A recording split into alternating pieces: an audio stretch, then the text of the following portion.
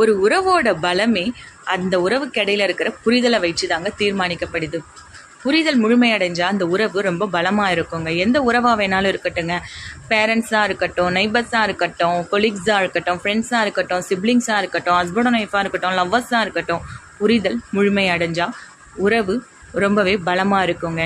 என்ன கலர் பிடிக்கும், என்ன ட்ரெஸ் பிடிக்கும்ன்றது புரிதல் இல்லைங்க, தெரிஞ்சு வச்சுக்கிறது. அதையும் தாண்டி எந்த மாதிரி சூழ்நிலையில் அவங்க எப்படி ரியாக்ட் பண்ணுவாங்க, என்ன பேசுவாங்க, எந்த மாதிரி நடந்துப்பாங்கன்றதை நாம் முழுசாக தெரிஞ்சு வச்சுக்கிட்டா தான் அவங்கள முழுசாக புரிஞ்சுக்கிட்டோம்னு அர்த்தம்ங்க. நல்லா புரிஞ்சுக்கிட்டு நீங்களே இப்படி சண்டை போட்டு பிரிஞ்சிட்டிங்களே, என்னம்மா இது அப்படின்னா அந்த புரிதல் இன்னும் முழுமை அடையலைன்னு அர்த்தம். சண்டை வராமல் பார்த்துக்கிறது புரிதல் கிடையாதுங்க. எவ்வளோ பெரிய சண்டை வந்தாலும் ஒருத்தருக்கு ஒருத்தர் விட்டு கொடுக்க மாட்டோம். ஒருத்தருக்கு ஒருத்தருக்காக பேசுவோம், வாழ்வோம், ஒன்றா இருப்போம் அப்படிங்கிறது தாங்க புரிதல்.